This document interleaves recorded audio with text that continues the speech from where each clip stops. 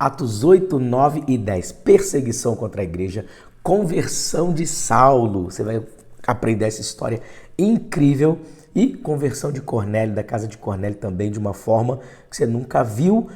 Até sobre dinheiro nós vamos falar hoje aqui nessa reflexão de Atos 8, 9 e 10. Seja muito bem-vindo ao nosso propósito de 90 dias para que a gente leia todo o Novo Testamento. Sei que está sendo uma bênção para você. Para o vídeo aqui, vai lá ler Atos capítulo 8, capítulo 9 e capítulo 10, porque eu tenho certeza que você vai ser muito chacoalhado por essa leitura aqui, desse livro de ação, parece, né? De Atos, tá bom? Eu começo aprendendo algumas coisas aqui muito importantes para nós. O capítulo 8 fala sobre perseguição da igreja, fala sobre perseguição de cristãos e o que acontecia com eles. E tem tanta coisa poderosa nisso aqui. Eu peguei aqui, resumi um pouco para que a gente tire algumas lições impactantes e profundas para nós que mudem de fato a nossa vida. Você sabe, o propósito de um devocional é a aplicação pessoal. Você tem que sempre olhar para a sua vida e ver o que é que sua vida tem a ver com isso que a gente está lendo. Eu sei que a gente está fazendo mais uma reflexão bem por alto assim do que a gente tem percebido em cada trecho das Escrituras, em cada capítulo que a gente tem lido, e vai te abençoar demais. Eu aprendo aqui com essa perseguição da igreja, discípulos sendo dispersos, seguidores de Jesus indo para outras cidades ali a partir de Jerusalém. Enfim, eu aprendo que tem perseguição que pensa que veio para te paralisar, mas na verdade veio para te movimentar. Foi isso que aconteceu com aqueles cristãos. Eles foram movimentados para outros lugares e onde eles estavam, eles manifestavam essa realidade, pregavam o evangelho e pessoas se tornavam cristãs também. Então, a perseguição contra a igreja desde o início só serviu para que a igreja avançasse mais e mais e mais a partir de cada investida inimiga. Nada paralisou a igreja, então nada vai te paralisar também, nenhuma perseguição na tua mente, nenhuma perseguição externa, nenhuma perseguição de fato vai paralisar você. Você precisa avançar e continuar cumprindo o propósito divino. Aí eles iam para outros lugares. E aí eu aprendo outra lição poderosa no mesmo capítulo aqui, é que nenhuma geografia altera a sua missão de vida. Eles pregavam em Jerusalém, mas quando foram para outras cidades, continuaram pregando. Em Samaria, os cristãos que haviam sido dispersos pela perseguição não pararam de pregar. Aquela situação que te expulsou da zona de conforto, pega isso aqui, não foi para você se esconder, nem para você permanecer com medo, mas foi para você continuar e avançar. Então, a situação, a perseguição expulsa a gente da zona de conforto para que a gente cumpra o plano e o propósito de Deus para a nossa vida diariamente. Então, o lugar que você está chamando de lugar desconfortável, Deus está chamando de terra frutífera. Isso é forte demais. O que você chama de lugar desconfortável, Deus está chamando de terra frutífera. Pode não estar do jeito que você imagina, mas pode ter certeza que você vai frutificar aí onde você está. Nos lugares para onde os cristãos eram dispersos, eles começavam a pregar a palavra de Deus. Pessoas aos montes se convertiam. Então não pare de fazer o que Deus te chamou para fazer só porque você está em um ambiente diferente do habitual. Não pare. Deus me fez gravar esse vídeo aqui para dizer para você, você vai ser frutífero aí onde você está. Não desista, não pare, não retroceda. A ordem divina para você é avance, avance e avance. Capítulo 9 é conversão de Saulo. Gente do céu. Você já leu, né? Emocionante. E eu aprendo que não há plano maligno que permaneça de pé quando Deus decide entrar na nossa história.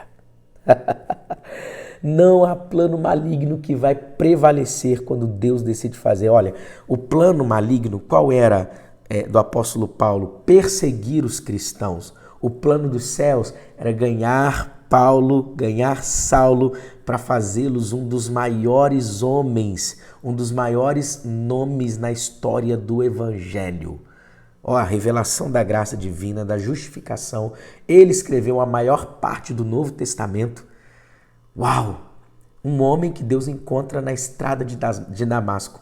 Luz brilha ao redor dele e ele tem uma experiência inusitada e sobrenatural. Entende que aquela experiência era a conversão dele de fato, e aquele que perseguia cristãos se tornou praticamente o maior deles, se não o maior mesmo deles, né? Então, os céus tinham outro plano. Você pode ter um plano aqui nessa terra, mas Deus tem um plano que é celestial. Nós precisamos aprender a alinhar o plano terreno, o plano terrestre, com o plano divino para que a gente viva poderosamente a vida de Deus. Aí, nesse encontro que Paulo vai ter com Jesus, a primeira coisa que acontece é que Paulo cai por terra. Ele cai, cair por terra é posição de humilhação. Aí depois ele ouve a voz dizendo: Saulo, Saulo, por que você me persegue? Olha que coisa interessante aqui que eu aprendo, né, para nós. Eu aprendo que para ouvir Deus, antes disso você precisa se humilhar. Não tem como ouvir Deus sem se humilhar. Sabe qual é o problema de muitas pessoas? É exatamente isso. Elas querem de cabeça erguida, com a dura cerviz, ouvir a voz de Deus, mas para ouvir Deus você precisa de fato se humilhar. Senão, Deus não te exalta. Aí Deus nos chama após um encontro genuíno e pessoal com Ele para cumprirmos um propósito tão grandioso que é muito maior do que nós. Saulo, que é Paulo, tanto faz o nome, você vai sofrer muito pelo meu nome. Você vai pregar o evangelho. Você era perseguidor, você vai passar a ser perseguido. E por fim a gente tem o capítulo 10 aqui, que é maravilhoso, uma história de duas experiências sobrenaturais que um homem chamado Cornélio tem e que o evangelista, o apóstolo Pedro, também tem, e que muda a história da realidade, muda a história da humanidade. O evangelho vai ser pregado pela primeira vez para os gentios. O evangelho vai ser pregado a primeira vez pelos gentios e esse evangelho continuou, chegou até nós aqui. E existe algo que destravou isso, existe algo que provocou essa experiência que fez com que a gente chegasse até aqui. Lê o capítulo 10 direitinho que você vai perceber. A Bíblia diz que o dinheiro de Cornélio tinha chegado diante de Deus como uma oferta agradável e um memorial diante de Deus. Olha só, pastor, ele esmola é dinheiro, né? A atitude, é lógico que é atitude, não é que o dinheiro subiu para o céu, é a atitude, Deus reconhece essa atitude. Acontece um memorial no céu. O que é memorial? É que sempre que ele olhar para aquilo ali, sempre que Deus olhar para aquilo, que eu não sei como era esse memorial, ele se lembraria de Cornélio. Tem um homem na terra que sabe usar os recursos que eu tenho dado. Tem um homem na terra que sabe dirigir os recursos em prol do meu reino. Eu vou fazer algo inusitado na vida desse homem.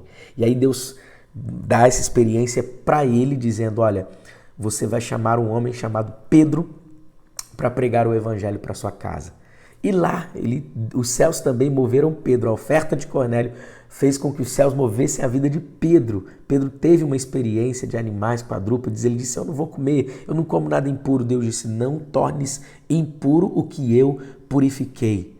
Pedro entende que Deus estava o chamando para pregar para os gentios, vai pregar para os gentios. Cornélio tinha juntado seus familiares, parentes e também alguns amigos íntimos. Todos eles recebem o evangelho, todos eles são cheios do Espírito Santo e passam a ter uma vida completamente diferente. Então entenda isso aqui, ó. Eu aprendo que através das nossas ofertas aqui na terra, nós tocamos os céus e trazemos o sobrenatural para a nossa casa, para a nossa vida. Sim, a oferta de um homem moveu os céus, que moveram o apóstolo Pedro para sair de uma cidade, ir até a casa de Cornélio, pregar o evangelho para que os seus fossem salvos, e assim aconteceu. Compreendeu o poder de uma oferta? Você compreendeu esse poder? Isso é algo poderoso, é algo maravilhoso. Eu quero que você escreva para mim aqui o que é que você achou dessa leitura desses 3 capítulos poderosos, 8, 9 e 10 do livro de Atos. Escreve aqui se você já teve alguma experiência assim sobrenatural com Deus.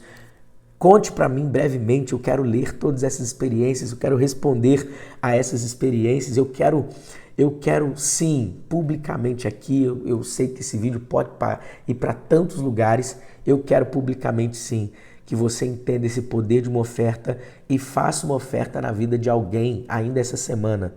Não estou aqui como charlatão pedindo para que você oferte na minha vida.